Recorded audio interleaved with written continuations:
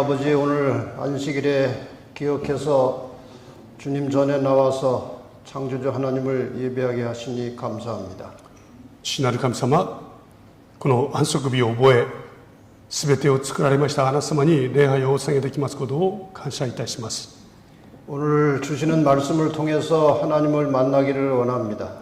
今日あなた様が与えてくださいますこの御言葉を通してあなた様に直接お会いすることができますことを心から願っております。 말씀을 통해서 하나님께서 역사하여 주시옵소서. この御言葉を通して私たちに直接触れてくださいますようにお祈りいたします。 이 말씀이 듣는 모든 자들에게 생명의 떡이 되게 하여 주시옵소서. この御言葉に触れるすべての方々の上にあなた様の御言葉が命の糧となりますように祝福ください。 한 시간 내내 성령께서 우리의 마음을 붙드시고 말씀을 잘 깨닫고 감동하게 하여 주시옵소서. 聖なる神様が共におられ、私たち一人一人に直接語りかけてくださり、心にしっかりと刻むことができますように導きください。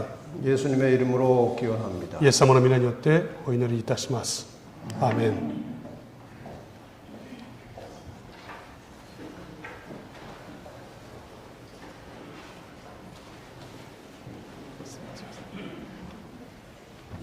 おはようございます。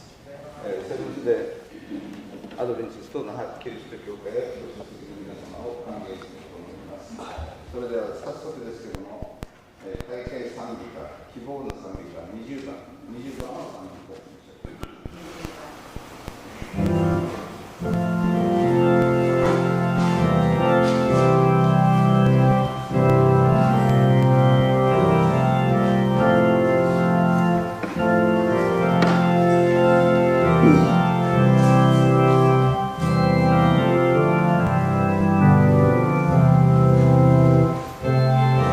「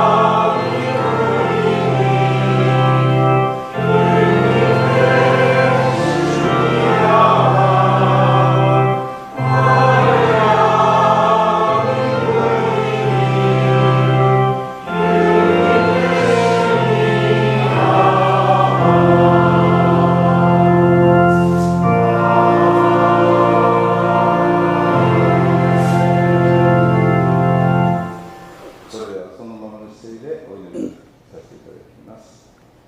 ご在天の父なる神様、アーメン。1週間の旅が守られ、こうしてまた御堂において神様を賛美する特権が与えられましたことを感謝いたします。アーメン。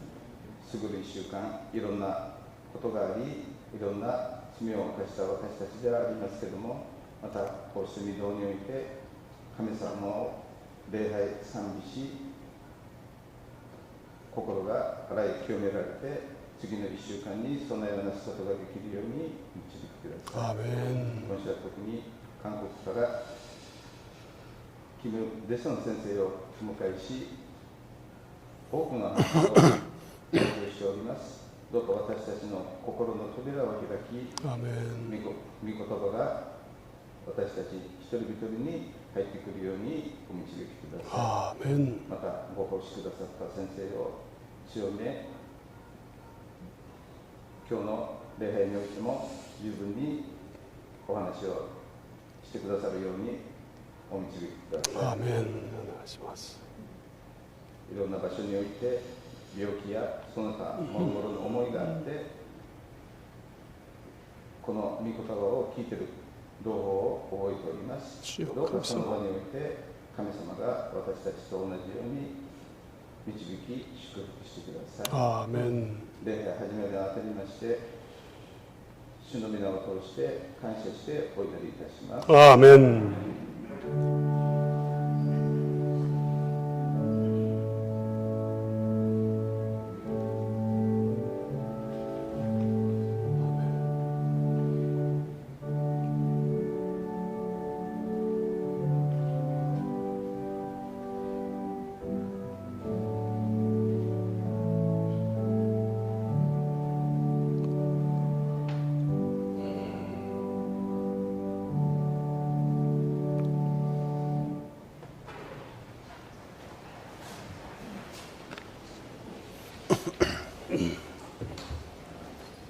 献金の時間となっておりますけれども、献金は出口のですね、献金カードがご用意されておりますので、ご用意のある方はそちらへ捧げていただきたいと思います。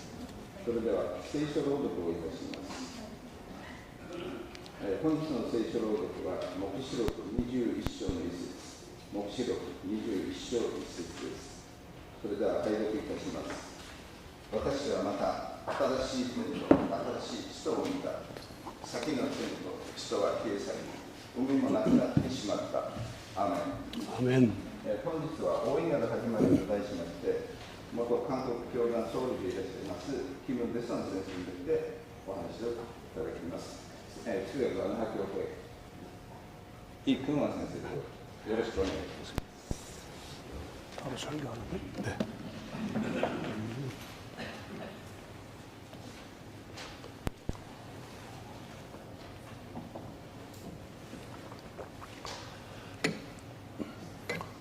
おはようございます。おはようございます。 제가 일본에 오기 전에 여기 오키나와가 장마 계절이라고 들었습니다. 今回ですね、沖縄に来る前にちょうど沖縄が梅雨入りをしたということを聞きました。 그래서 한 주일 내내 비 맞을 각오를 하고 왔는데 하나님께서 좋은 날씨를 주셔서 감사합니다. それで1週間ですね、割と雨に濡れる覚悟をしてまいりましたけれども、天候が守られました。 지난 한 주간 동안 하나님께서 저희 말씀을 전하는 또 듣는 일에 성령께서 함께 해주셔서 감사합니다. この1週間ですね、語る者もまた聞く皆様の上にもですね、聖なる神様が共にいてくださいましたことを心から感謝しております。 이 자리에 현장에 참석한 분들은 많지 않았지만 많은 분들이 온라인으로 방송을 들은 것 같습니다.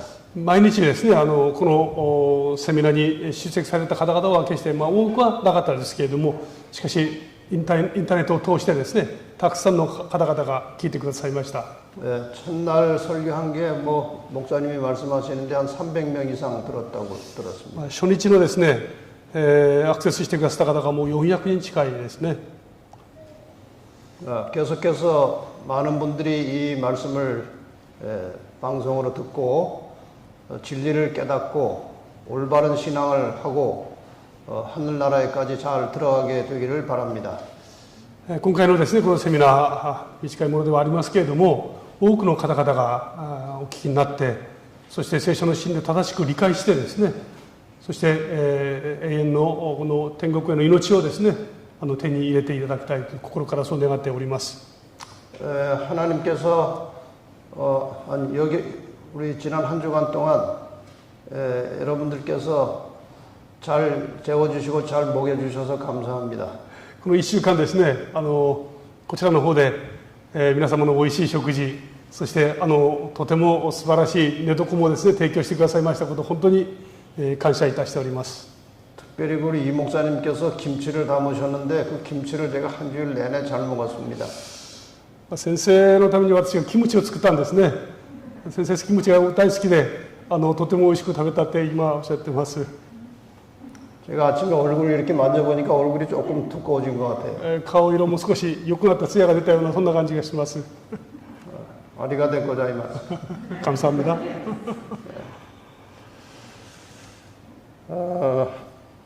우리 이 목사님은 제가 부가테 지회에서 일할 때 일본에 올 때마다 중요한 여러 가지 집회에서 통역을 잘 해주셔서 늘 고마운 분입니다. この隣のいい牧師はですね、私が NST で働いておられた時に日本でいろんな集会をですね、大切な集会を何回か持ちましたけど、その度にですね専属の通訳を行っていました。 제가 일본말을 잘하는지 못하는지는 잘 모릅니다. 일본말 모르니까. 그런데 하여간 제가 말하자마자 금방 통역을 잘하시는 거 보니까 일본말을 잘하는 것 같아요. いい牧師がですね、日本語が上手なのかどうか私には分かりませんけれども、私が韓国語で説明をしたらすかさずすぐですねそれを日本語に変えているので、きっとうまいんだろうとそう思っています。 여러분 생각에도 목사님이 일본말을 잘 하십니까? 皆さんもそう思っていらっしゃいますか？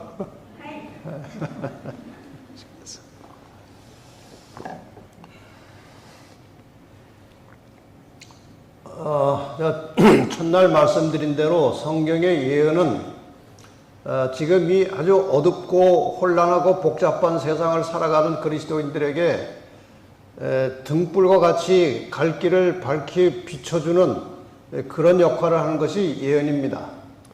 初日もですね皆様には申し上げました。この暗闇の世の中にあってですね、聖書の予言というのは間違いなく足元の灯火なんですね。今の時代に必要な神様の御言葉です。 하나님께서는 이 예언을 통해서 이 아주 복잡한 세상을 살아가는 성도들에게 예언을 가지고 이렇게 안내해서 마치 그 내비게이션처럼 우리의 길을 잘 안내해서 하늘까지 안전하게 도착하도록 그 인도하시는데 예언을 사용하십니다. この予言の言葉はですね、今のように混沌とした暗闇の世の中にあって、私たちの足元をしっかりと照らしてですね、ナビゲーションのように天国に至るまでの道をしっかりと案内してくださいます。そのために用いられるのがこの予言です。 그래서 우리 그리스도인들이 예언을 잘 모르면 하나님을 믿다가 다른 엉뚱한 길로 빠져나갈 가능성이 많아요. ですから私たちがこのクリスチャンたちがですね、この予言の言葉についてちゃんと理解していなければ、この暗闇の道の中をたどっているうちにですね、誤った道に行く可能性がたくさんあるんですね。 그래서 사도 요한이 예언의 말씀을 읽는 자와 듣는 자와 그 가운데 있는 것을 지키는 자들이 복이 있다고 사도 요한이 말을 했습니다. それによってですね、ヨハネはこの終わりの時代の黙示録の言葉で予言の言葉を読む者、そして聞く者、そしてそれを実行する者は幸いだとこういうふうに記録してくれていますね。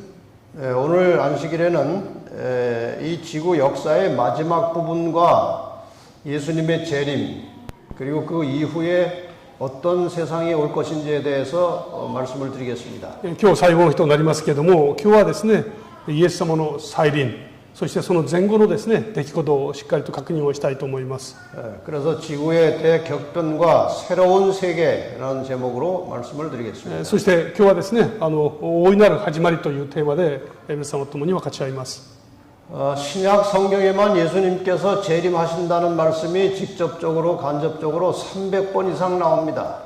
新約聖書だけを見たときですね、イエス様が再臨されるという言葉が直接的に間接的にですね300回ほど記録されています。 그 예수님의 재림은 성경에 굉장히 중요한 주제고, 그리고 반드시 예수님은 인간 역사의 마지막에 우리를 구원하러, 우리를 데리러 다시 오십니다.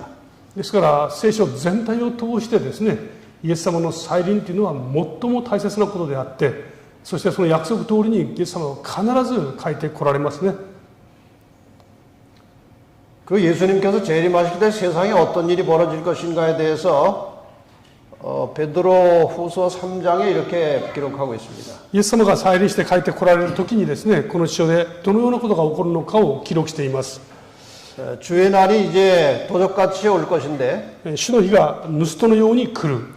그때 하늘이 큰 소리로 다 떠나가 버린다고 그랬어요. その時天は大音響を立てて消え去るとあります。 그다음에 모든 물질이 뜨거운 불에 다 녹아져 버린다고 そ 그랬어요. して天体はですね、全部焼けて崩れるとありますね。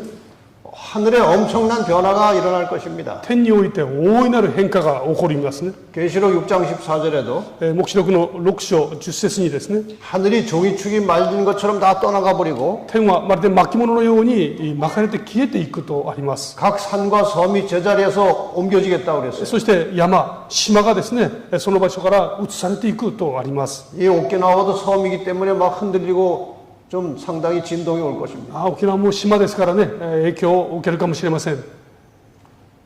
그런데 이렇게 예수님께서 오시기 전에 일어날 매우 중요한 일이 하나 있습니다.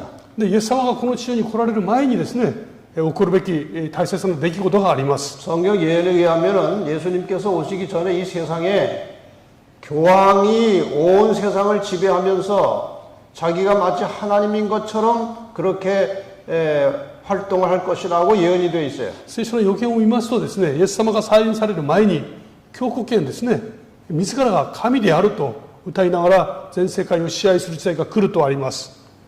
그래서 데살로니가후서 2장 4절에 보면은 이렇게 기록되어 있습니다. テサロニケ第2の2章4節を見ますと、彼はすべて神と呼ばれたり拝まれたりする者に反抗して立ち上がり、自ら神の宮に座して自分は神だと宣言する。 교황이 이제 마지막 시대에 스스로 높아지고 또 많은 사람들이 추앙하면서 자기가 마치 하나님인 것처럼 그렇게 사람들을 지배하고 사람들이 자기를 경배하도록 그렇게 할 것이라고 성경에 예언이 되어 있어요. この教皇はですね、終わりの時代に自分が神だと宣言しつつですね、多くの人々に拝ませる、で全ての人々を支配するということが聖書に予言されているんですね。 다른 사람을 안 좋게 얘기하는 것은 그렇게 좋은 일이 아니죠. 人のですね、悪口を言うのはあまりいいことではありません。 그러나 제가 교황을 이렇게 말하는 것은 성경에 예언이 되어 있기 때문에 제가 말하지 않을 수 없어요. で私がこれをですね、今皆様の前で申し上げている理由は明確に聖書に記されているからなんですね。 지금 그림에 보시는 대로 교황은 정치적으로 종교적으로 많은 사람들을 다 이렇게 끌어모아서 자기 편을 만들고 있어요. この教皇はですね、絵で見るように多くの勢力、人々をですね、とこの一致して一つにしようと働いているわけです。 그래서 마지막에 세상 사람들이 다 이제 교황에게 굴복하고 경배할 시대가 곧 오는데 で終わりの時代にですね、この獣と象徴されているこの教皇を拝んだりですね、崇拝する時代が来ますけれども、 하나님이 예배와 경배를 받으신 것처럼 이 사탄도 경배를 받고 싶은데 그 대리자로 내세우는 것이 이제 교황입니다. 私たちの礼拝の対象は神様です。それと同じようにサタンもですね、自らその崇拝を受けたいと思うんですけども、その自分の代理者としてこの教皇を先頭に立たせるわけですね。 하나님을 섬기는 사람들이 지키는 계명이 있습니다. 십계명이 있습니다. 神様を礼拝する人々が守る戒めがあります。 그런데 이 마지막 때에 교황도 자기 십계명을 만들었어요. で終わりの時代ですね、このカトリック教会もですね、自分たちのこの戒めを作っています。 여러분이 가톨릭에서 나오는 책을 보면은 그 서적 속에 천주교 십계명이 따로 있어요. 皆様がですね、カトリックの信仰に触れる機会がありますとですね、それを信じる人々のその10回を記録した別の本があります。 근데 그것이 하나님의 십계명과 좀 다릅니다. それは神様の10回とですね、いくつか違うところがありますね。 하나님의 십계명에는 안식일을 지키라고 되어 있어요. 神様の戒めには安息日を覚えて守りなさいとあります。 그런데 천주교 십계명에는 주일을 지키라고 말합니다. ところがカトリックの10回にはですね、主の日を守りなさいとあります。 그러니까 이 요한계시록에 보면은 이 종말의 마지막 때에 어린 양의 생명책에 이름이 기록되지 않은 이 세상의 모든 사람들은 다 짐승에게 경배하겠다고 되어 있어요. その黙示録の言葉を見ますとですね、神子羊の命の書にその名が記されている日以外はですね、皆この獣を拝むとあります。 이 십계명은 생명책에 이름이 기록된 자들이 지키는 법이에요. この10回はですね、その命の書にその名が記された人々が守る戒めなんですね。 그런데 이 천주교 십계명은 교황을 숭배하는 자들이 지키는 법이에요. ところがこのカトリックの10回はですね、教皇を崇拝する人々が守る10回なんですね。 그러므로 이 종말의 시대에 이 안식일과 일요일은 하나님의 참 백성을 분별하는 굉장히 중요한 표시예요. ですからこの終わりの時代にですね、この10回というのは、真の民を見分けるためにとっても重要な戒めとなります。 그래서 이 종말의 시대에는 거대한 두 가지 운동이 벌어지고 있습니다. ですからこの終わりの時代にはですね、大いなる2つの運動が起きますね。 하나는 이 교파를 초월해서 진리를 중심으로 한 무리가 모일 것입니다. 一つは教派を超えた一つの真理に集まるという運動が起きます。 또 한 움직임에는 진리는 상관없이 거대한 교회를 중심으로 하나가 모여질 것입니다. でもう一つはですね、真理とは関わり、真理を超えた真理と無関係に一つの大きな教会を中心に集まる運動です。 이 진리와 상관없이 하나의 교회를 중심으로 모이는 사람들의 예배일은 일요일이 될 것이고 この真理と真理を関係なくですね、真理と関係なく教会に集まる人々の重んじる日が日曜日ですね。 교파를 초월해서 진리를 중심으로 하나님을 예배하는 자들은 안식일에 예배할 것입니다. しかし教派を超えて一つの真理に集まる人々が礼拝する日が安息日です。 자, 그래서 이 결국 이 역사의 마지막에는 이 세상에 두 무리가 있을 것인데 ですから歴史の終わりにはですね、大きく2つの群れが現れますけれども、 남은 자손이 있고 그 다음에 영적 바벨론이 있어요. 계시록에 의하면 黙示録によりますと残りの民とそして霊的バビロンと分けることができます。 이 남은 자손은 하나님의 계명에 충실한 사람들이라고 기록되어 있어요. この残りの民の特徴はですね、神様の戒めに忠実な人であるとあります。 영적 바벨론 사람들은 하나님의 계명을 무시하고 인간적인 방법으로 예배하는 사람들이에요. この霊的バビロンに属する人々はですね、神様の戒めを無視し、人々の伝統を重んじる人々ですね。 그런데 이 남은 자손 안에도 이 쭉정이가 있어요. ところがですね、この残りの民の中にも毒麦がいます。 진리는 알고 있지만 진리대로 순종하지 않습니다. 真理は知っていますけども、その通りに従って生きようとしません。 안식일은 알고 있지만 안식일을 제대로 지키지 않아요. 安息日を知っていますけども、それを正しく守りきれないんですね。 진리는 다 알고 있는데 순종하지 않는 사람들이에요. 真理をみんな知ってますけども、それ従いません。 그래서 그리스도인으로서 참된 열매가 생활에 없는 사람들이에요. ですからクリスチャンとして真のその実がですね、生活の中で実らない人たちです。 이런 사람들을 쭉정이라고 합니다. このような人々を毒麦と言います。 혹은 가라지라고도 합니다. あるいははい、毒麦ですね。はい。 이 나학교회에는 쭉정이가 없게 되기를 바랍니다. 那覇教会の皆様はですね、そのような方が一人もいらっしゃらないことを信じます。 여러분이 다 알곡처럼 든든한 성도들이 되시기를 바랍니다. 皆様が皆ですね、いわば聖書に言う麦、ちゃんと実りのようなですね、信仰を歩んでいただきたいと思います。 그러나 영적 바벨론 안에도 또 알곡들이 있어요. しかしこの霊的バビロンの中にもですね、ちゃんとした麦の人々がいます。 하나님의 진리를 잘 몰라서 그렇지 진리를 깨닫기만 하면은 아주 충실하게 순종할 수 있는 그런 아주 좋은 교인들이 바벨론 안에도 있어요. 神様の真理を今知らないのでその従えないだけで、それを知りさえすればですね、神様の御言葉に忠実に生きるはずのたくさんの本物の信者たちがたくさんいます。 이것이 이제 나누어져야 됩니다. これがちゃんとですね、分けられる必要があります。正式に 그래서 계시록 공부 중에 여러분이 일요일 법령이라고 배우셨는데 この黙示録の中にあります日曜休業令っていうのがありますね。 이 일요일 법령이 떨어지면은 이제 하나님의 계명대로 안식일을 지키는 자들은 핍박이 시작됩니다. この日曜休業令がこの発令されますと、聖書の通りにこの安息日を守る人々に迫害が加えられます。 이 안식일을 지키고 참 하나님을 경배하는 사람들이 이제 이 일요일 법령 때문에 핍박이 몰아닥치면은 많은 사람들이 신앙을 포기하고 먹고 살려고 떨어져 나갈 것입니다. この安息日を守っている人々がですね、日曜休業令が発令されることによって迫害が始まり、生活のですね、この家庭を失ったり、生活に窮屈な思いをされる人が生まれるはずです。その時に多くの人々は信仰から離れていくはずなんですね。 지금 이 교회 안에 있는 사람들은 누가 알곡이고 누가 쭉정인지 구분을 할 수 없어요. 今、教会の中におられる方々を見ますとですね、誰が本物のクリスチャンで、誰が毒麦なのかということを見分けることはできません。 이게 사람이 또 마음대로 판단할 수도 없어요. そしてそれはまだ人がですね、勝手に判断してもいけません。 만약에 우리 이 목사님이 다음 안식 주보에다가 알곡, 아무개, 쭉정이 아무개 이렇게 이름 써서 발표하면은 목사님은 금방 쫓겨날 겁니다. もしですね、このいい牧師がですね、来週の教会の週報にですね、信徒の中に麦に属する皆様と名前を記録して、毒麦に属する皆様で名前を記録して発表などなんかするようなことがあったら、いい牧師はすぐ追い出されるはずです。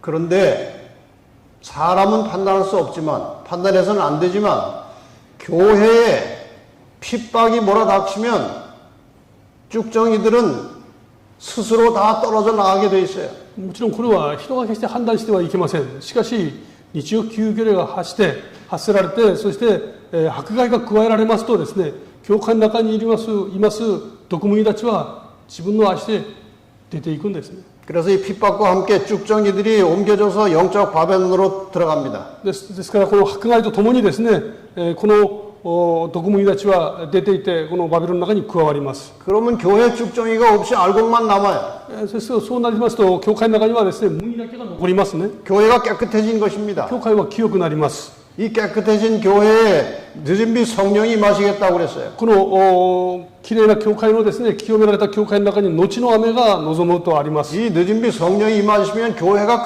큰 능력을 받아요. この後の雨がですね、望みますと教会は大きな力を得ますね。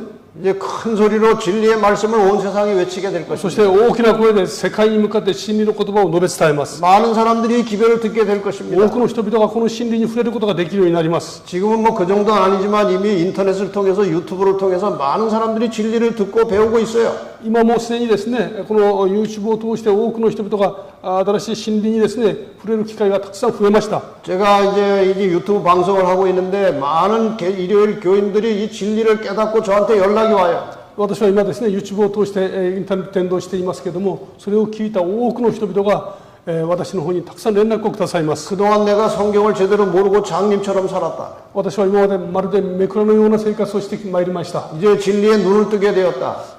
真理のですね、真理に触れました。 내가 이제 진리를 깨달았으니 진리대로 순종하겠다. 私は真理に触れましたので、それに従って歩むことにします。 가정적으로 교회가 뭐 어려움이 있겠지만 나는 진리를 따라서 이제 재림교회로 나가겠다. 今、家庭の中でですね、信仰を変えるのは大変な困難はあるでしょうけども、この SD 教会に私は出ていきます。 그런 사람들이 연락이 많이 옵니다. そういう連絡を私はたくさん受けています。 그 영적 바벨론에 알곡들이 있는 거예요. ですから、霊的バビロンの中にですね、麦がいるんですね。 근데 이 늦은미 성령의 역사 시작되면은 많은 사람들이 깨닫고 남은 자손으로 넘어오게 될 것입니다. そしてこの後の雨のですね、働きとともに、このバビロンの中にいるこの麦たちがですね、たくさんの人々が教会に、SD 教会に入ってくるはずです。 이제 이런 일이 벌어지면은 구원을 받을 자와 멸망받을 자가 이제 정해지는 거예요. このようなことがあればですね、もう救われるべき方と、そうではない方が明確に分けられます。 그래서 이제 구원받을 자와 멸망받을 자가 완전히 이렇게 나누어집니다. そして救われるべき方とですね、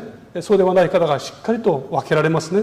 이 상태에서 계시록 22장 11절의 말씀이 이제 선포되는 겁니다. このような状態になったときに、黙示録22章11節の言葉が告げられます。 불의를 하는 자는 그대로 불의를 할 것이다.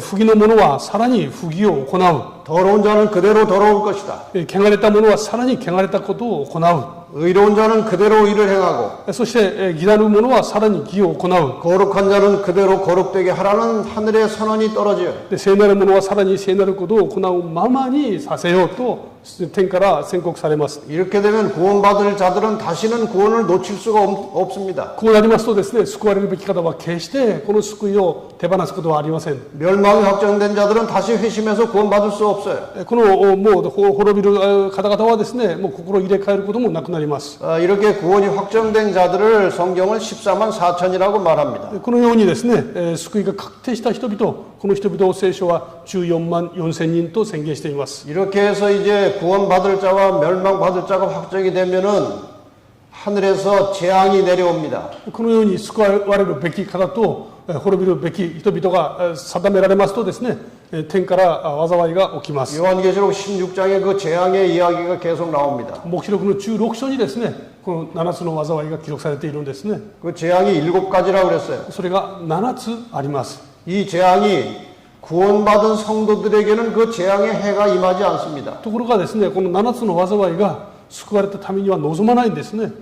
멸망받을 자들에게 재앙이 오는 こ 것입니다. の滅びるべき人々の上にですね、この災いは望みます。 옛날 애굽 땅에 10개의 재앙이 내렸어요. 昔エジプトの地にですね、塔の10回の災いがありました。 그런데 그 재앙이 이스라엘 민족의 집에는 오지 않았어요. ところがその災いはですね、イスラエルの民の家には望まなかったんですね。 심지어는 흑암의 재앙이 있을 때에도 暗闇の災いがある時さえも 이스라엘 집에는 광명이 있다고 그랬어요. イスラエルの民の中にはですね、光がありました。 이 7재앙 때 내가 구원받았는지 못 받았는지 확실하게 해서 예수님 재림하기 전에 이미 내가 구원받았는지 못 받았는지 다 아는 겁니다. ですからイエス様の再臨の前にですね、私は救いを得ているのかどうかがはっきり分かるんですね。 이 재앙이 나에게 임하고 있다면 그건 구원을 못 받은 것이고 この災いが私に望んでいるならばですね、それは救いから外されているわけです。 이 재앙이 나에게 임하지 않으면 나는 구원을 받은 こ 것입니다. の災いから逃れを得られたならばですね、救いの中に含まれていますね。 자, 그 7재앙이 이런 것들입니다. 7つの災いについて確認いたし 제가 ます。 시간이 없어서 제목만 설명합니다. 時間がありませんから簡単に申し上げますね。 악하고 독한 헌대가 첫째 재앙이에요. ひどい悪性の出来物です。 그 다음에 둘째 재앙은 바다가 피가 되는 そ 거예요. して2つはですね、海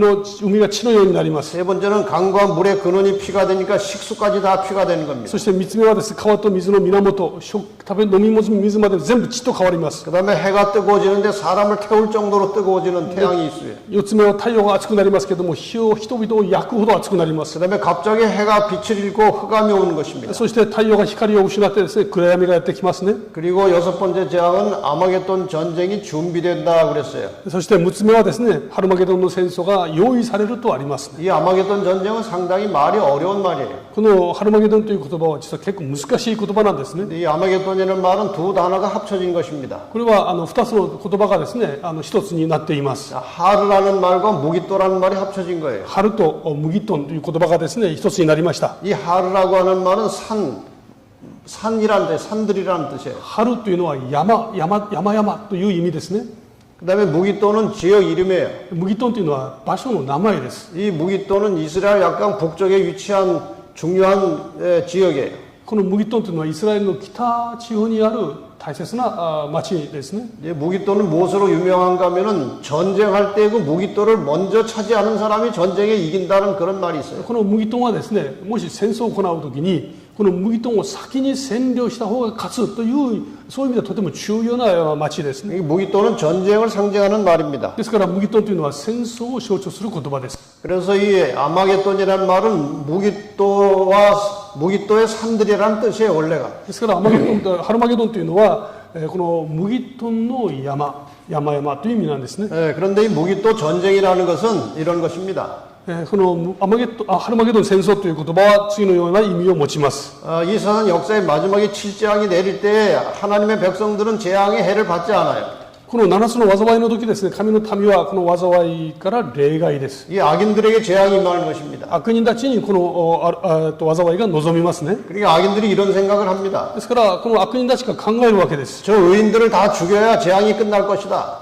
義人たちを全部殺せないとこの災いは終わらないだろう。 그래서 온 세상의 악의 세력이 하나님의 백성들, 구원받은 백성들을 다 죽이려고 덤벼들어요. ですからこの世の中の全ての力がですね、この救われた神の民を全滅させようと戦いを挑むわけです。 그런데 하나님께서 이제 가만두지 않습니다. しかし神様はそれをですね、放っておかれません。 하나님께서 이제 그 나타나셔서 그 악의 세력들과 싸우시는 거예요. 神様が現れて、この悪の勢力と戦ってくださるんですね。 그 선악 간의 실제적이면서도 영적인 전쟁입니다. でこれは善と悪の実際的な戦いでありながら、まだ霊的な戦争でもあります。 그 여섯 번째는 재앙 이름이 나오지 않고 이 아마겟돈 전쟁이 준비되는 모양이 나와요. ですからこの6番目の災いはですね、ハルマゲドンの戦争の準備と記録されています。 그 다음에 일곱 재앙이 떨어집니다. でそして7回目ですね。 하늘에서 되었다는 말과 함께 큰 지진이 나고 아주 무거운 우박이 떨어지면서 이 선악의 마지막 전쟁이 혼란스럽게 벌어집니다. 天からですね、ことはすでになったという大きな声とともにですね、激しい地震、そして大きな雹が起きて最後の戦争に入るわけですね。 그래서 온 세상의 이 악의 세력들이 하나님의 백성들을 죽이려고 덤벼들고 그런 전쟁이에요. つまり全世界の悪の勢力がですね、神の民を殺そうとその戦いに臨むんですね。 바로 이러한 일곱째 재앙의 마지막 순간에 하나님이 나타나시는 거예요. この7つ目のですね、最後の瞬間に神様がこの地上に現れてくださいます。 이 죽음의 위험에 처한 하나님의 백성들을 데리러 이제 하늘에서 하나님이 나타나시는 겁니다. この死の窮地に追い込まれた神の民をですね、神様が救うために神様がやって来られるんですね。 하늘에서 구름이 나타납니다. 天から雲が現れます。 점점 가까이 내려옵니다. 雲がどんどん大きくなってきますね。 예수님께서 드디어 오시는 거예요. イエス様が再臨されるわけです。 각시대 대쟁투의 그 장면을 이렇게 기록하고 있습니다. 各時代の大総統にですね、その光景を記録しています。天から神の御声が聞こえ、イエス様のご再臨の日時が告げられ、神の民に永遠の約束が与えられる。最も大きな雷鳴のように、神の御声は全地に響く。 이 위험한 순간에 하늘에서 하나님의 소리가 들리는 거예요. この危険な時にですね、天から神の声が聞こえてきますね。 예수님의 제일 많은 날짜가 시간이 선포되는 거예요. イエス様のいよいよ再臨のですね、時が告げられます。 온 세상에 막 우레처럼 하나님의 음성이 퍼집니다. そして全世界にですね、大きなその雷鳴のように神様の声が鳴り響きます。 그 다음에 이런 기록이 있습니다. そして次のような記録があります。神の民は立って上を仰ぎ見、耳を傾ける。彼らの顔は神の栄光によって明るくなり、まるでモーセがシナイ山から降りてきた時のように輝くであろう。悪人たちは彼らを見つめることができない。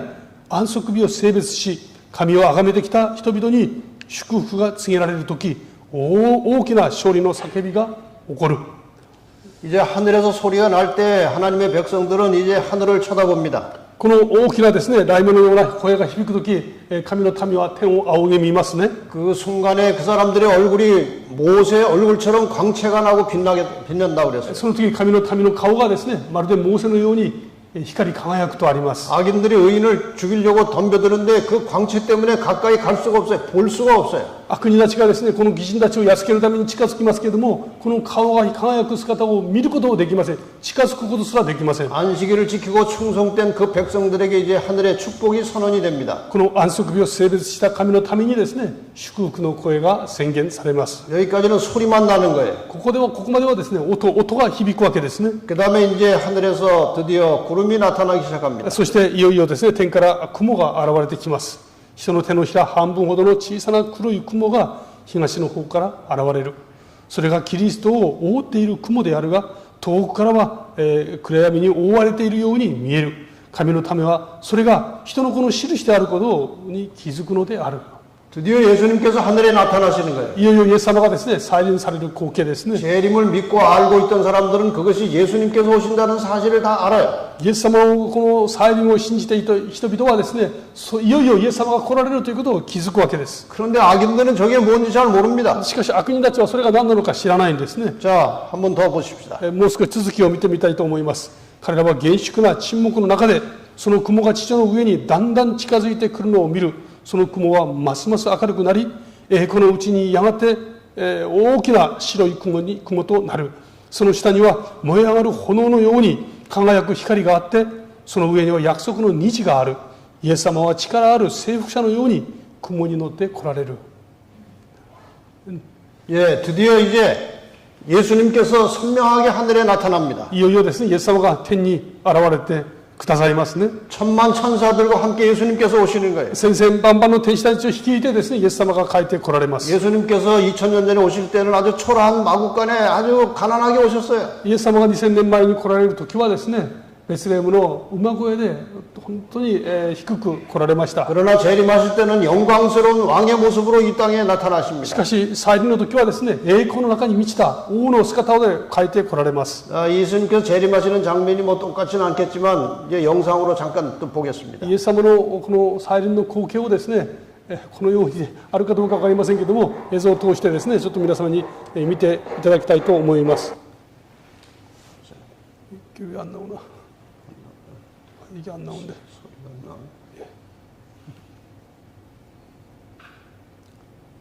왜 안 나올까?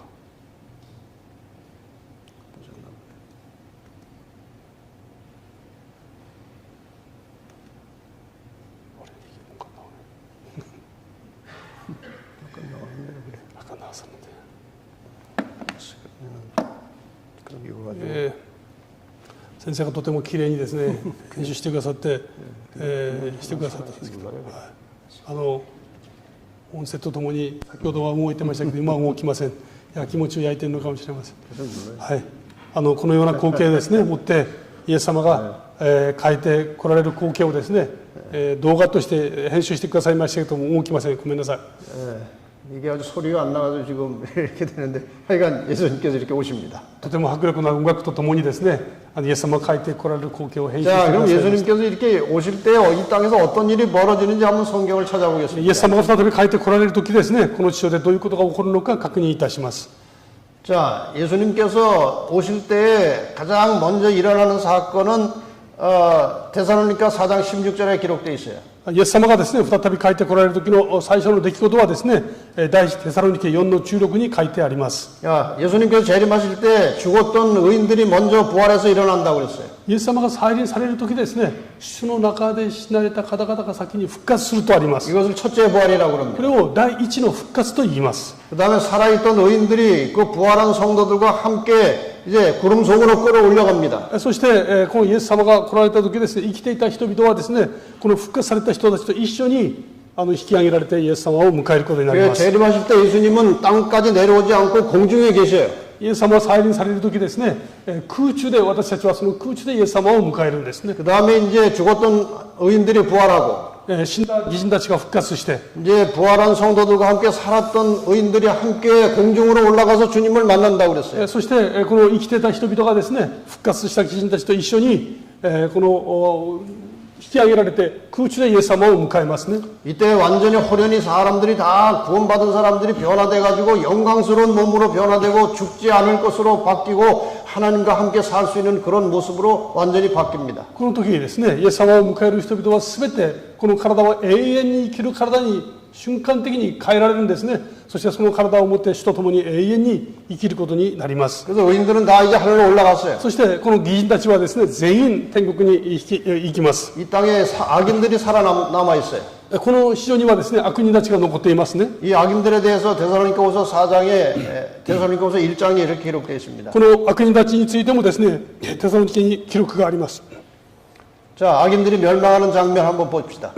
この悪人たちがですね、滅ぼされる記録がありますけれども、主イエスがこの中で力ある天使たちを率いて天から現れる時に実現する。その時、主は神を認めない者たちや私たちの主イエスの福音に聞き従わない者たちに報復し、そして彼らは主の御顔とその力の栄光から退けられて永遠の滅びに至る刑罰を受けるであろう。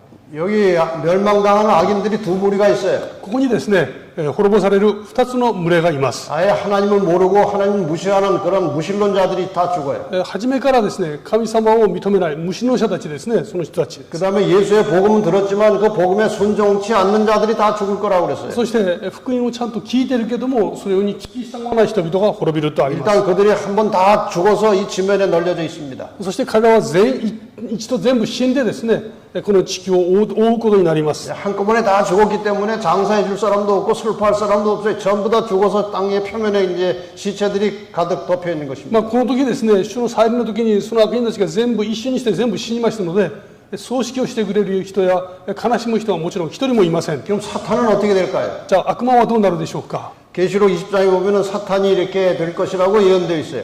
黙示録のですね20章を見ますと、この悪魔のことについても記録されています。また私が見ていると、一人の御使いが底知れぬところの鍵と大きな鎖とを手に持って天から降りてきた。彼は悪魔でありサタンである竜、すなわち蚊の年を得た蛇を捕らえて1000年の間につなぎ置き、そして底知れぬところに投げ込み、入り口を閉じてその上に封印をし、1000年の期間が終わるまで諸国民を惑わすことがないようにしておいた。その後しばらくの間だけ解放されることになっている。 여기 사탄이 이렇게 쇠사슬에 묶여서 어디 깊은 굴 속에 갇혀 있는 것처럼 이제 상징적으로 되어 있어요. この記録はですね、悪魔がなんかこう鎖で縛られて、暗いところにですね閉じ込められるかのように象徴的に記録されていま 이 す。 사탄이 쇠사슬에 묶였다는 것은 상징적인 말입니다. ところがこの言葉はとても象徴的な言葉なんですね。 사탄은 이렇게 묶여서 이렇게 있는 존재가 아니에요. サタンはですね、この体を持ちませんので、鎖で縛ったりすることはできません。 그럼 이건 무슨 뜻인가 하면요. これはどういう意味かというと、 지구상의 악인은 다 죽었고 この地球に悪人は全部死んでいます。 의인은 다 하늘로 올라갔고 義人たちは全部天に帰っていますね。 사단은 더 이상 오고 갈 데가 없고 サタンはどこも行くところもありません。 할 일도 없어요.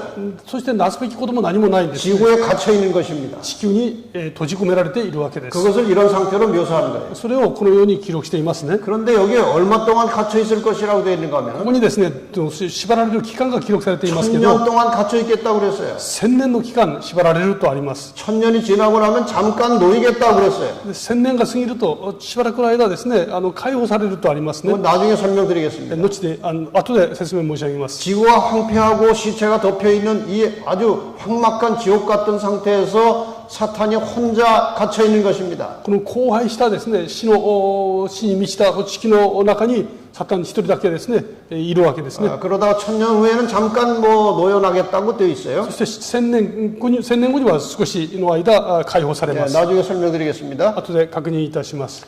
자, 일단 재림 때 일어날 일들을 요약해서 설명드리겠습니다. イエス様の再臨の時に起こることをですね記録してみますね。 죽은 의인들이 부활했고요. まず最初死んだ義人たちが復活します。 살아있던 의인들과 함께 하늘로 승천했어요. そして生きていた義人たちと一緒にですね昇天します。 그다음에 악인들은 멸망하고 そして悪人たちは滅びますね。 사탄은 결박됐습니다. サタンはですね縛られます。 이 상태에서 1000년이 지나겠다고 그랬어요. この期間のまま1000年が過ぎていきます。 그럼 1000년이라는 긴 기간 동안에 하늘과 지상에서 어떤 일이 벌어질 것이냐 하는 거예요. それではですねこの1000年という長い期間の間に天とこの地上ではどういうことが起こるのかです。 자세하게 성경에 기록은 없지만 1000년 동안 하늘에서 이런 일들이 있을 것이라고 상당히 중요한 부분을 설명하고 있습니다. 聖書はですね、詳細に記録しているわけではありませんけれども、1000年間、起こることをですね、大切に、記録として与えてくださっています。 계시록 20장 4절과 5절에 보면은 黙示録20章4節と5節を見ますと、 구원받은 자들이 이제 하늘에서 심판하는 권세를 받았다고 그랬어요. この救われた人々がですね、天において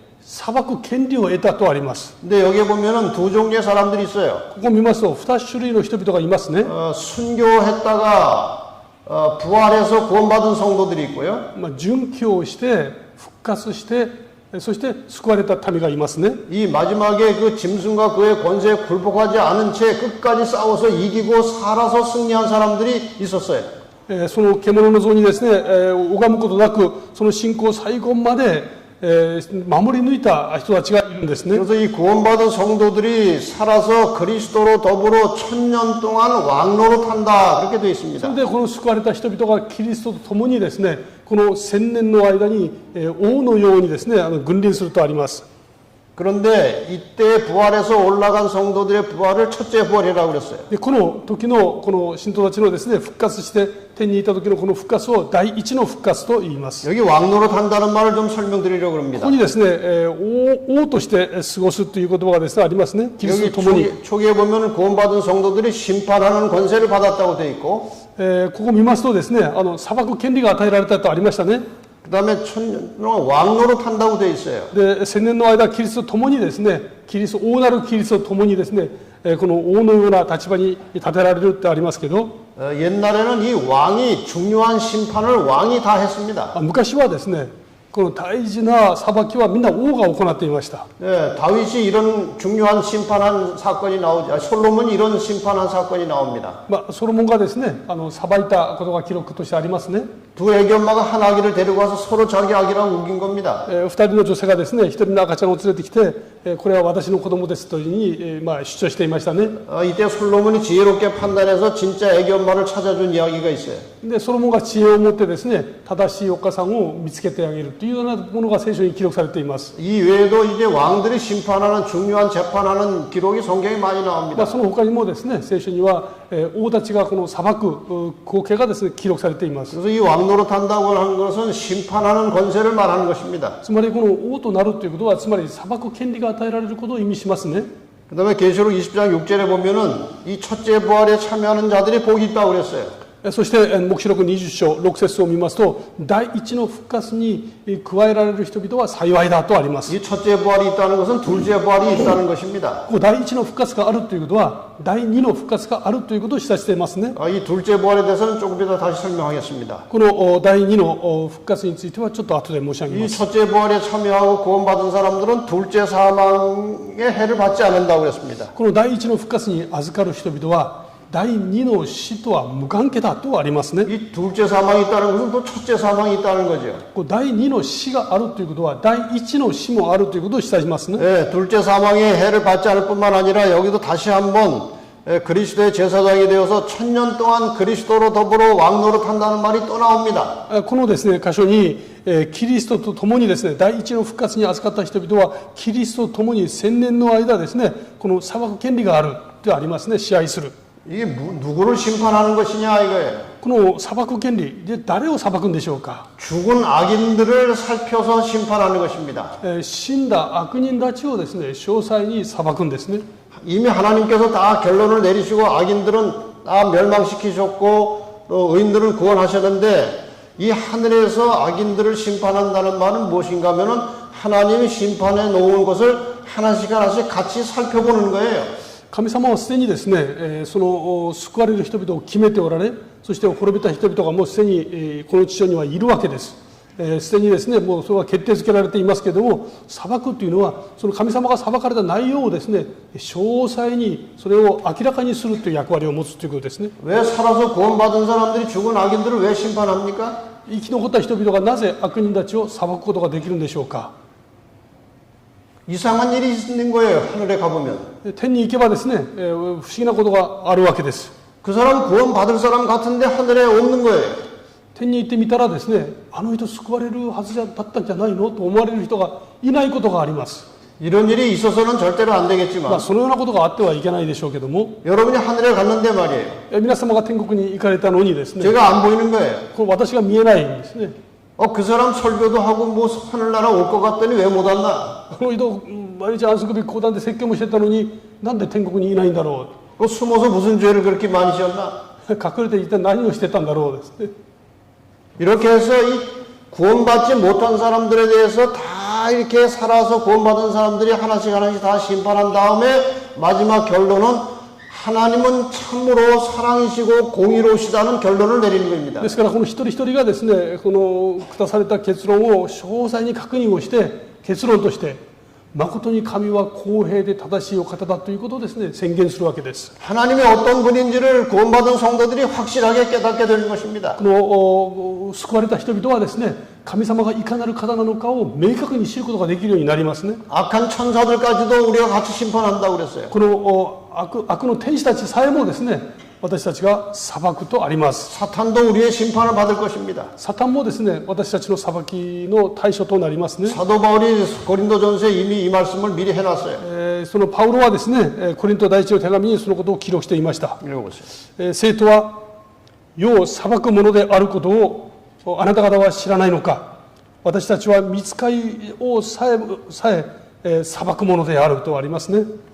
성도가 세상을 심판하겠다고 돼 있어요. この生徒たちがですね、世を裁きます。 천사까지도 심판하겠다고 그랬어요. 天使も裁きますね。 이 일이 천년기 동안에 있는 겁니다. これが千年の間に行われます。 자, 물론 천년기 동안에 우리가 다른 별 세계도 여행하고 좋은 뭐 대단히 흥미로운 일들이, 재미있는 일들이 하늘에서 많이 있을 것입니다. おそらくですね、1000年の間、私たちは神様が作られた世界をたくさん楽しむことができるですね、そういう楽しいこともいっぱいあると思います。 그런데 여기서는 지금 이 심판에 대해서 강조하고 있는 겁니다. この場所はですね、私たちの働き、裁きについて強調しています 자, ね。 이제 천년기 동안 있을 일들을 한번 또 정리해 봅시다. 1000年間起こるあるべきことをですね、ちょっと整理をしてみま 이 す。 지구는 황폐한 상태로 있을 것입니다. 地球は荒廃の状態にとどまります。 사탄이 갇혀 있을 것이고 サタンが縛られますね。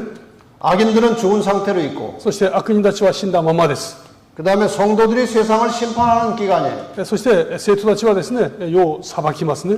이래서 천년이 다 찼어요.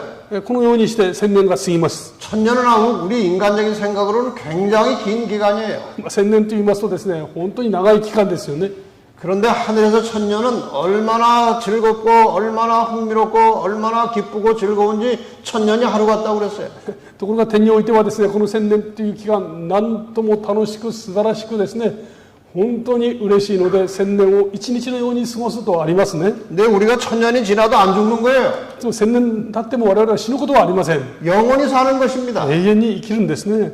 이 영원히 살 때 천년은 그렇게 긴 기간이 아니에요. 永遠に生きるという時、1000年というのはそれほど長い期間ではないわけです。 자, 이제 하늘에서 천년이 다 찼습니다. 1000年が過ぎました。 그 천년기 후에는 어떤 일이 벌어질 것인가? 1000年の後はですね、どのようなことが起こるでしょうか。 자, 이제 천년기가 끝난 다음에 있을 일에 대해서 스가랴 14장 4절과 5절에 이렇게 예언이 되어 있습니다. この1000年期が過ぎた後ですね、起こることについてゼカリア書中4章に記録されています。 천년이 차고 나면 하늘에서 모든 구원받은 성도들과 하늘의 가족들이 이사를 이 지구로 내려온다고 되어 있어요. 1000年が過ぎますとですね、天において住んだ神の民がですね、この地球に引っ越しをするとあります。 그날에 그의 발이 예루살렘 동편 감람산에 설 것이요. 그러니까 땅에 내려오시는 겁니다. 그분께서. その日にはですね、イエス様の足ですね、彼の足が東の方のエルサレムの前に立つとあります。 재림할 때는 공중에 있었어요. イエス様の再臨の時は空中まで来られます。 그러니까 하늘에서 천년이 찬 다음에 이 지상으로 다 내려오는 겁니다. そして1000年が過ぎた後はですね、この天からこの地上に降りてきますね。 원래 사람이 만들어진 고향은 지구지 하늘이 아니에요. もうとうとう我々はですね、住むべきふるさとはこの地球なんですね。 이 지구로 우리가 다시 내려오는 거예요. ですから我々はこの地球に戻ってきます。 그런데 놀라운 사실은 하늘의 천사들과 하나님도 지구로 이사를 내려오신다고 그랬어요. ところがですね、驚くべきことは天の天使たちとこのイエス様も一緒に来てくださるんですね。 그 다음에 중요한 말이 나옵니다. その後大切な言葉が出てきます。 나의 하나님 여호와께서 임하실 것이요 그랬어요. あなた方の神主は来られるとありますね。 모든 거룩한 자가 주와 함께 하리라. 諸々の聖者たちが共に来られる。 여기 모든 거룩한 자는 구원받은 모든 성도들을 말하는 こ 것입니다. こで諸々の聖者とは救われたすべての人々 그래서 です。 하늘의 모든 보좌와 하나님과 천사들과 구원받은 성도들이 지구상으로 다 내려온 거예요. ですからこの時ですね、救われた人や天の天使たち、イエス様までもこの地球に全部降りてきます。 그런데 사도 요한이 보니까 하늘에서 예수님께서 우리를 위해서 준비해 놓으신 새 예루살렘 성도 내려온다고 돼 있어요. でこの時ですね、このヨハネが見ましたら、幻の中で見ましたら、天において私たちのために用意された新しいエルサレムも一緒に降りてくるとあります。 계시록 21장 2절에 보면은 黙示録21章1節を見ますと、 거룩한 성 새 예루살렘이 하늘로부터 이 땅으로 내려온다고 돼 こ 있어요. の聖なる都エルサレムが天から下ってくるとあります。 이것이 얼마나 아름다운지 신부가 남편을 위해서 단장한 것처럼 정말 아름다운 새 예루살렘 성이 지상으로 내려오는 장면이에요. これなんと美しいことかですね。また花嫁がこの花嫁が花婿に来るかのように着飾っていると表現されています。 자, 뭐 이렇게 우리 상상을 해보는 것입니다. 이렇게 하늘에서 예루살렘 성이 내려오는 겁니다. じゃあ想像してみたいと思いますね。 음악이 안 나오네.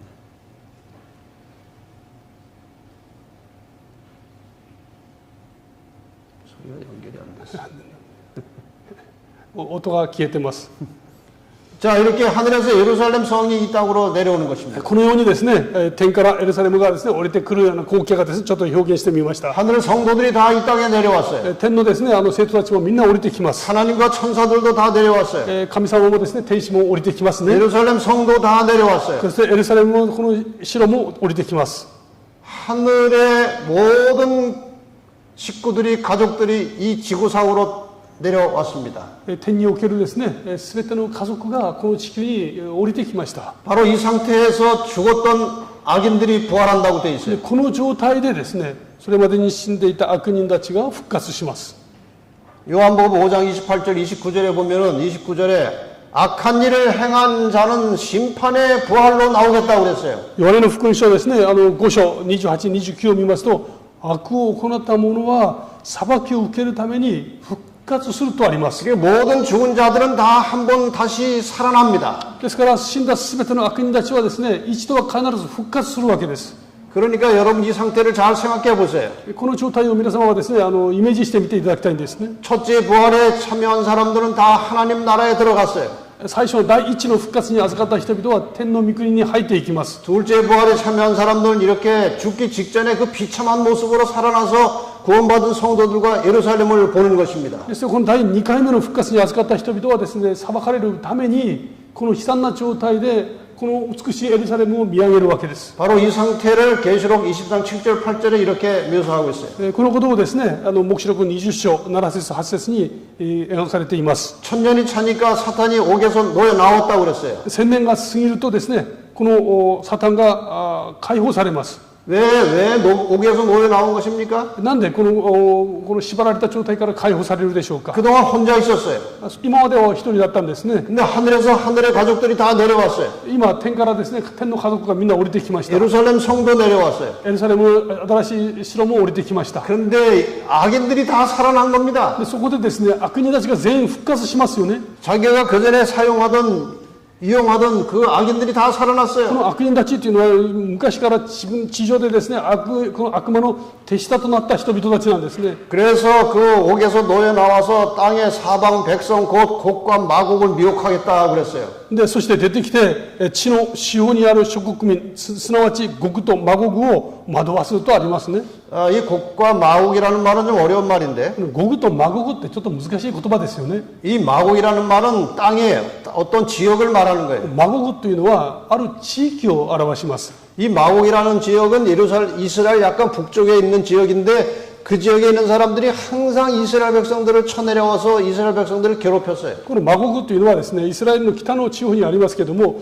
この人々はしきりに降りて下ってきてですね、イスラエルの民をいじめて攻撃して苦しめたんですね。 그 다음에 이 곡이라고 하는 것은 마곡 땅에 일어난 왕들을 이제 곡이라고 불렀어요. でゴグはですね、このマゴグの地域にいる王たちのことをゴグと言ってました。 그래서 곡과 마옥이라고 하는 말은 하나님을 대적하고 그 백성들을 공격하는 모든 세력들을 곡과 마옥이라고 하는 거예요. ですからこのゴグとマゴグというのはですね、神様に敵対して神様の民をいつも攻撃して苦しめる勢力を言います。 그러니까 부활한 모든 악인들을 가리켜서 곡과 마곡이라고 그런 거예요. ですからこの第2の復活を成した全ての人々を通してですね、これをマゴグとゴグと言います。 사단이 이제 그들을 결집해서 이제 힘을 모아가지고 하나님의 백성들을 또 공격하려고 준비하는 거예요. この悪魔がですね、その人たちを全部また一つにまとめて、降りてきた神様と神様の民を攻撃しようと仕掛けます。 이제 여러분은 두 부활과 두 사망에 대해서 이해할 수 있게 된 겁니다. 2つのですね、死と2つの復活について今お聞きになりました。 설명을 잘 들어보세요. よくお聞きになってみてください。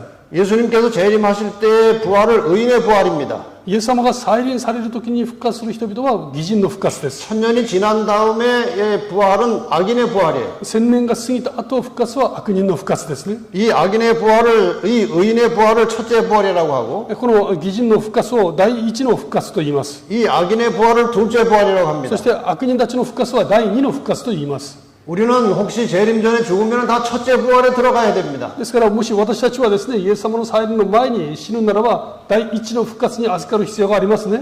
근데 예수님 재림 전에 내가 이제 죽었는데 イエス様の再臨する前に私が死んだのに、 부활해서 보니까 예루살렘 성이 보인다.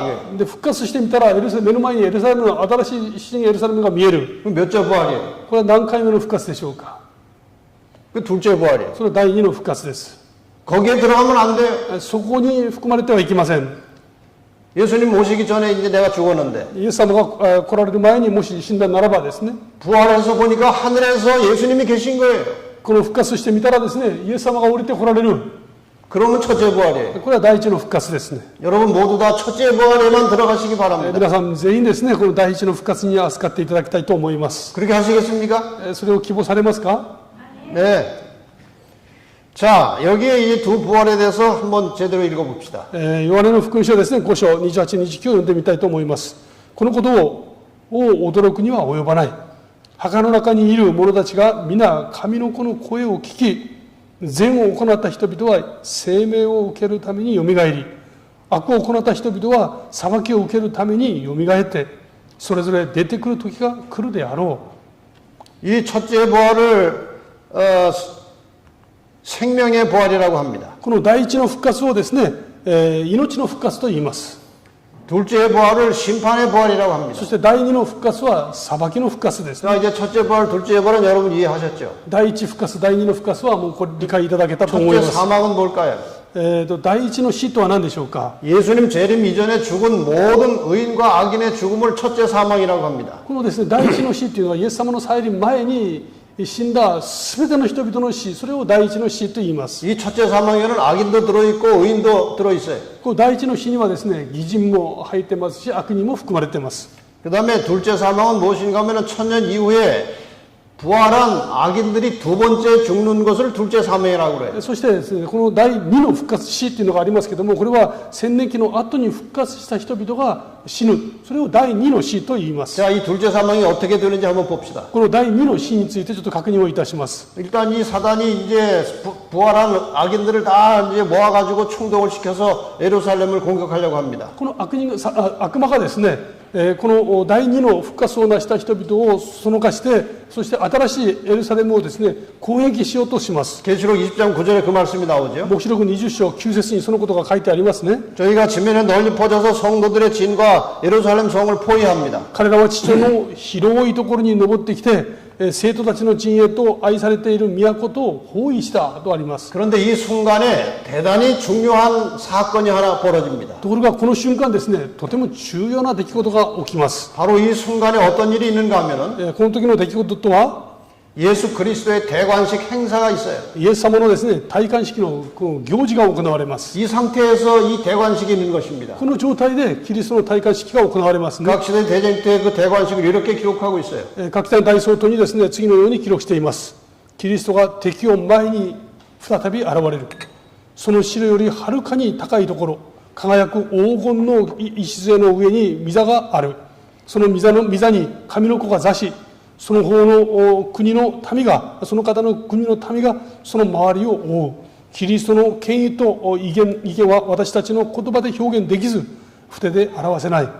永遠なる父の栄光がその方の御子を覆う。 예루살렘 성보다 훨씬 높은 어떤 위치에 예수님의 보좌가 만들어집니다. このエルサレムのですね、神殿よりはるかに高いところにイエス様の御座が作られます。 그 보좌에 하나님의 아들이 앉게 되는 것입니다. そしてその御座にですね、神の御子がお座りになりますね。 그 모습을 악인들이 다 보는 거예요. その姿を悪人たちが全部見上げます。 예수님을 조롱하던 바리새인들이 그를 보는 것입니다. イエス様をですね、嘲笑ったバリサイ人たちがイエス様を見上げます。 예수님을 십자가에 못 박은 자들이 그를 다 보는 것입니다. イエス様をですね、十字架に釘付けた人々がイエス様を見ます。 예수님의 침뱉던 사람들도 그걸 다 보는 イ 것입니다. エス様にですね、唾をかけた人々がイエス様を見上げます。 그 영광이 말로 표현할 수 없는 것이에요. その神様の栄光はですね、言葉で言い表すことができません。 그런데 이 장면에 대해서 이렇게 설명합니다. この光景についてですね、次のように説明します。 이 아들의 대관식은 이 지구상에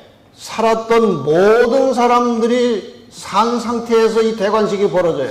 この戴冠式はですね、この地上で命が与えられたすべての人々が見る前で行われます。 여러분 상상해 보세요. 皆様ちょっとイメージしてみていただきたいんですけど、 지금 이 순간은 この瞬間とは 아담 이래로 이 지구상에 태어났던 모든 사람들이 한꺼번에 살아있는 상태예요. アダム以来ですね、この地上で命を得たすべての人々が見つめる中で行われます。 구원받은 성도 속에 아담이 있을 것입니다. 救われた人の中にはですね、アダムもいることでしょ 그 다음에 이 지상에서 마지막 때에 하나님의 백성들을 박해하던 악한 자들도 다 있을 う。そして 것입니다. この世の終わりの時代ですね、神の民を迫害した人々もそれを見つめます。 아담 이래로 지구상에 태어났던 모든 인간들이 한꺼번에 살아있는 상태예요. このアダム以来ですね、すべての人々が、この地球上にすべての人々が同時に生きている状態です。 그 모든 인간들이 왕으로 임하신 예수 그리스도를 바라보게 되는 こ 것입니다. のすべての人々がですね、王としてその望まれるキリストを見上げます。 이러한 상태에서 예수님께서 그 악한 자들에게 판결을 집행하시는 것입니다. その状態の中でですね、イエス様がその悪人たちに最後の判決を下されます。 이 악인들이 예루살렘 성과 성도들을 공격하라고 뭐 준비는 되어 있지만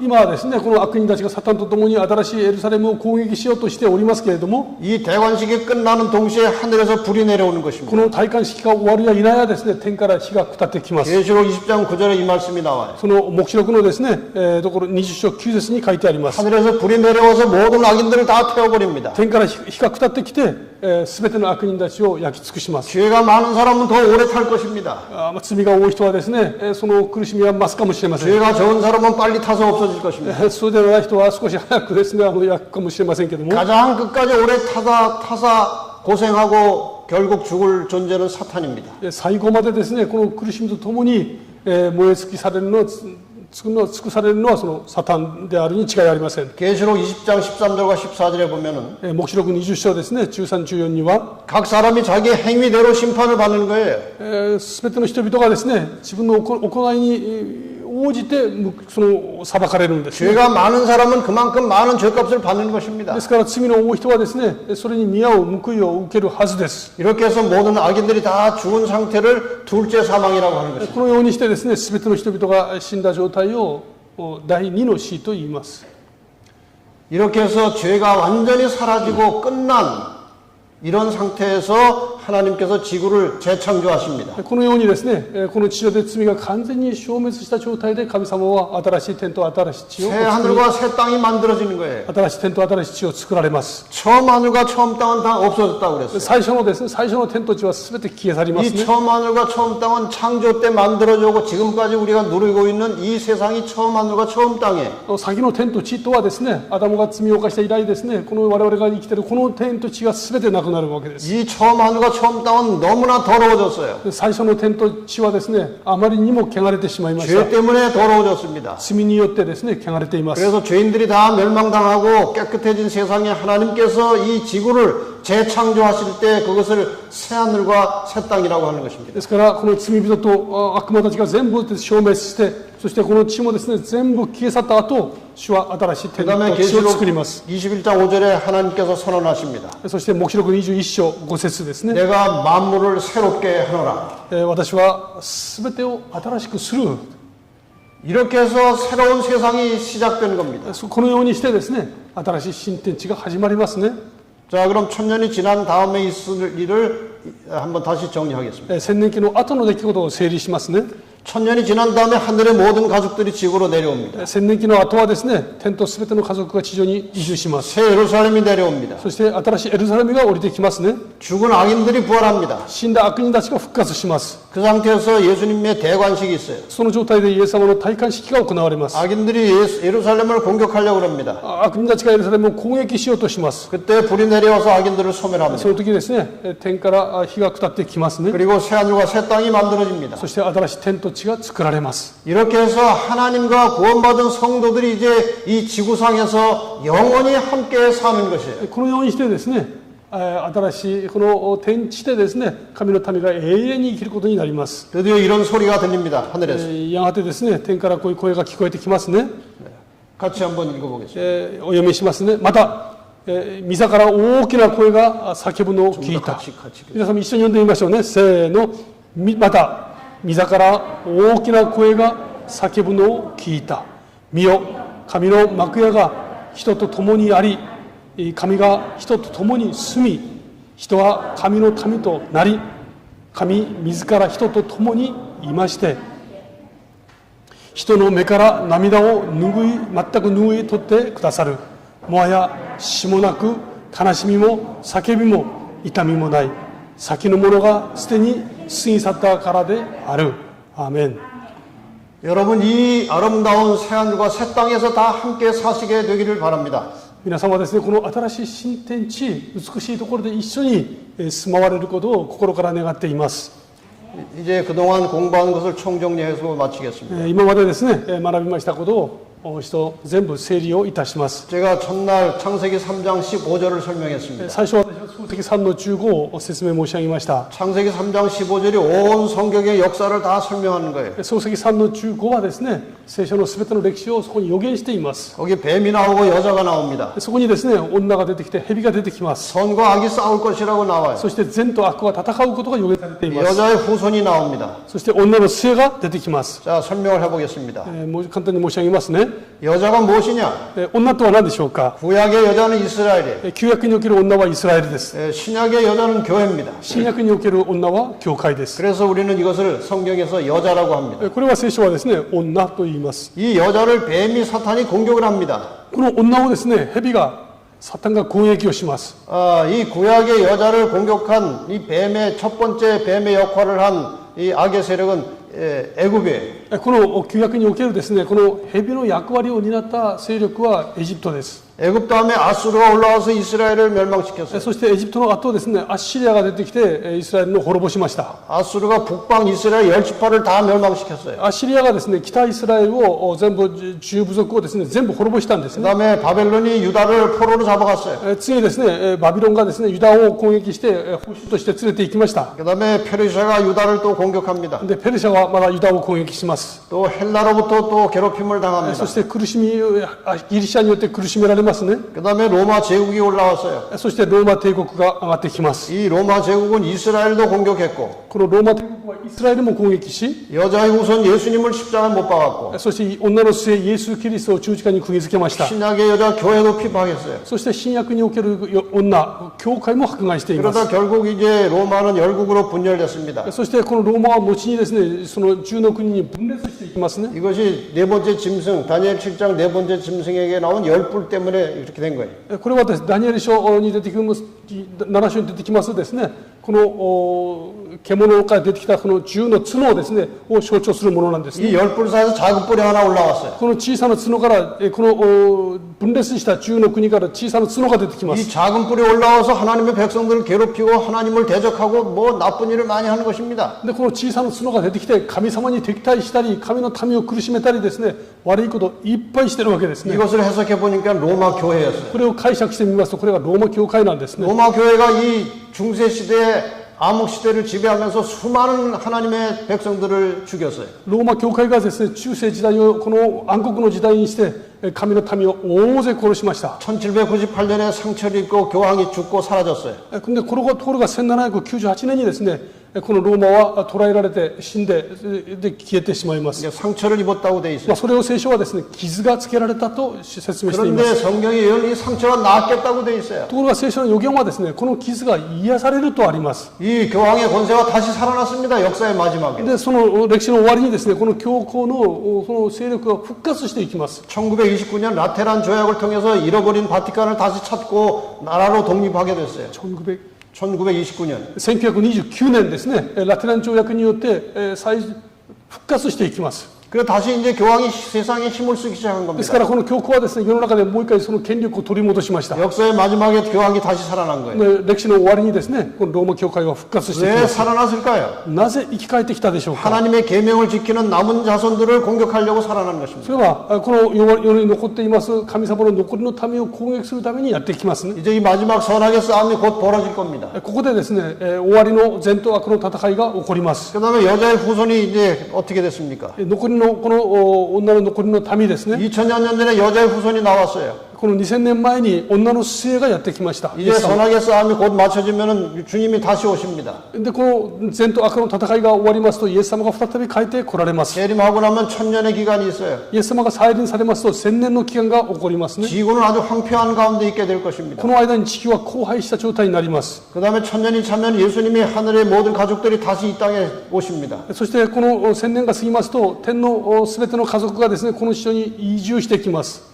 예수님은 그러니까 이 지구상에 3번 오시는 거예요. ですからイエス様はこの地上に3回来られますね。 2000년 전에 한 번 오셨어요. 2000年前に一度来られました。 재림하실 때 또 오십니다. まもなく再臨の時来られます。 1000년 후에 다시 내려오셔요. そして1000年期が過ぎたらまだ来られ 세 ます。 번째 오시면 우리하고 같이 영원히 사시는 거예요. 3回目、その時は我々と永遠にここに住みます。 이렇게 해서 1000년이 끝나면 새로운 구원받은 성도들의 역사가 지구상에서 시작되는 것입니다. そして1000年が過ぎましたらですね、神の民の新しい世界がこの地球上で続きます。 창세기 3장 15절 예언이 이렇게 성취되는 겁니다. 創世記3の15の予言はこのように成就します。 이것을 다시 이렇게 또 우리가 설명할 수 있어요. これをですね、別の視点でまた説明申し上げることができます。 지금 이 여러분과 제가 살고 있는 이 지구의 역사는 헛바퀴를 돌고 있는 거예요. この私たちがですね、住んでいるこの地球はですね、空転すると言えます。 하나님께서 처음에 창조하셨을 때 이 세상은 영원히 가게 돼 있었어요. 神様が最初ですね、この地球を作られた時、この地球はですね、永遠に続くはずでした。 그런데 인간이 범죄했어요. ところが人間がですね、堕落をしてしまいます。 범죄하는 순간에 이 타락하는 순간에 이 영원이라는 시간에서 이제 벗어난 겁니다. でこの堕落をした瞬間ですね、この永遠の時間というからはかけ離れてしまいます。 이 영원이라는 시간에서 벗어난 인간의 역사는 헛바퀴를 도는 거예요. ですからこの永遠の時間からこうかけ離れてしまった人間たちはですね、空回りをしなければなりません。 이것을 신학적인 용어로 이 역사를 비존재, 비생명 그렇게 표현합니다. これをですね、この状態を神学的な用語でですね、非存在、非生命と言います。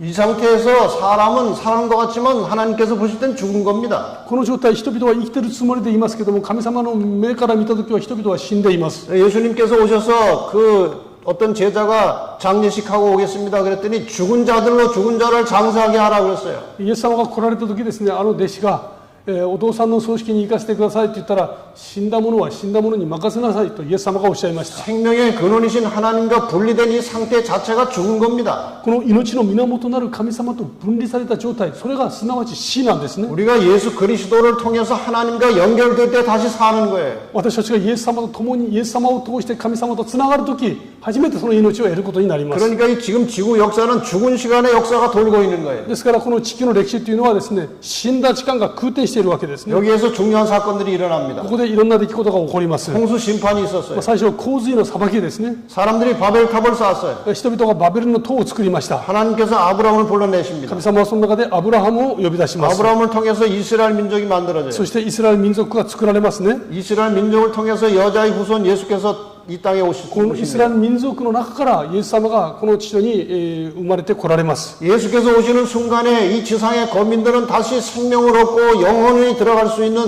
영생할 수 있는 길이 열렸어요. イエス様が処理されたことによってですね、この地上を住むすべての人々はもう一度永遠の命を取り戻すことをできる道ができました。 그리고 예수님 때문에 이 땅에 이제 교회가 탄생합니다. イエス様によってですね、この地上に初代教会が生まれます。 우리 초기 교회라고 그래요. 初代教会と言いますね。 세월이 지나면서 교회가 세속화됩니다.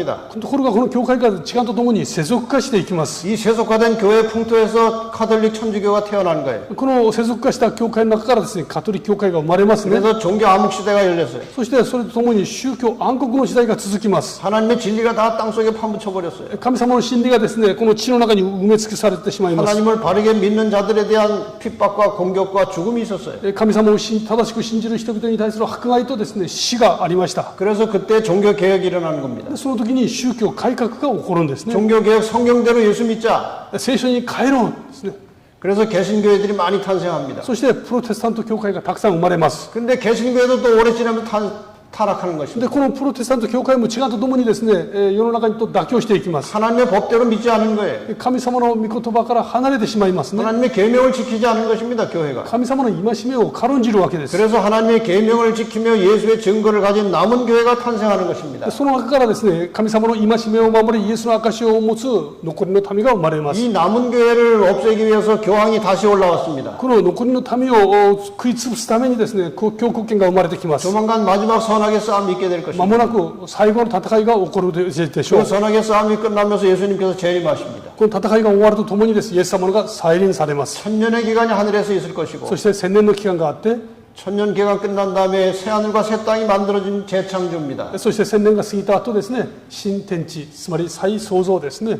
이것이 바로 아담과 하와가 범죄하고 타락하기 전에 그 원래 상태로 돌아가는 거예요. つまりアダムと妻その妻が罪を犯したその前の状態に戻ることになりますね。 이것이 하나님께서 인간을 구원하시는 구속의 계획의 역사예요. これがですね、神様が人類を救うための救いの計画なんです。 이 구원은 환상이나 꿈이 아니에요. でこれはですね、幻やその抽象的なものではありません。 역사적 시간 속에서 이루어지는 일들입니다. 実際の歴史の中の時間の中で生まれる実際出来事ですね。 실제로 이런 사건들이 다 일어날 것입니다. 実際このようなことが起こりましたし、また起きます。 그리고 구원이 완성되면은 인류의 역사는 아담과 하와가 범죄하고 타락하기 전에 그 상태로 되돌아가는 것입니다. そしてこの救いが完成しますとですね、最初の人々が罪を犯す前の状態に戻るんですね。 달라진 것은 하나님께서 이 땅에 오셔서 보좌를 만드시고 이 땅에서 구원받은 성도들과 함께 영원히 사시는 것입니다. その時と異なるものがあるとすればですね、この再創造の時は神ご自身がこの地上に来られて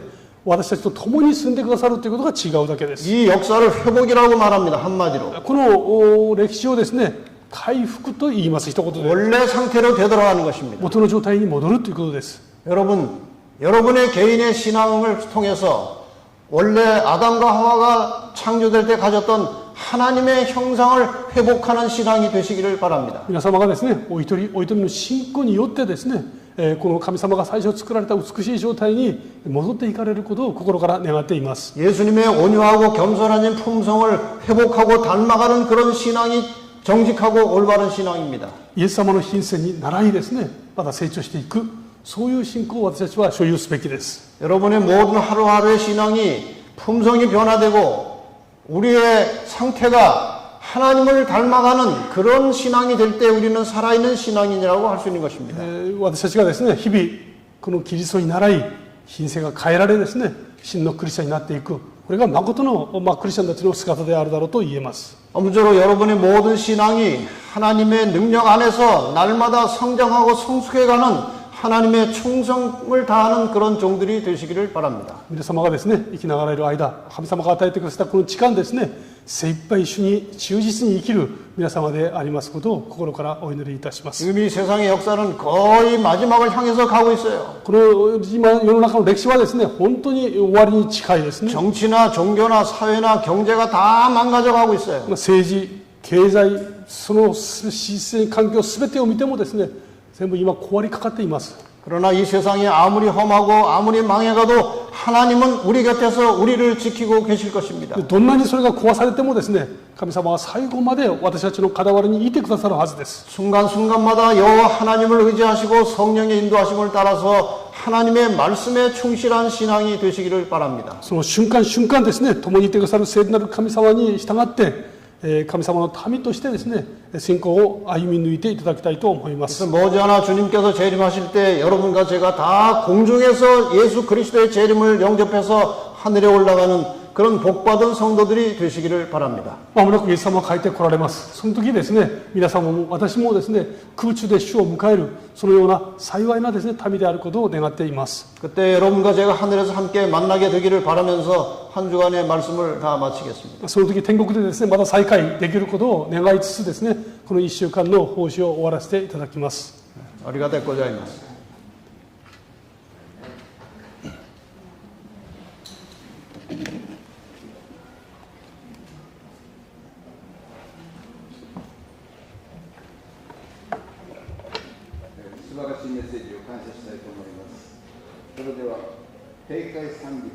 기본의賛美歌 261번を賛美いたしましょ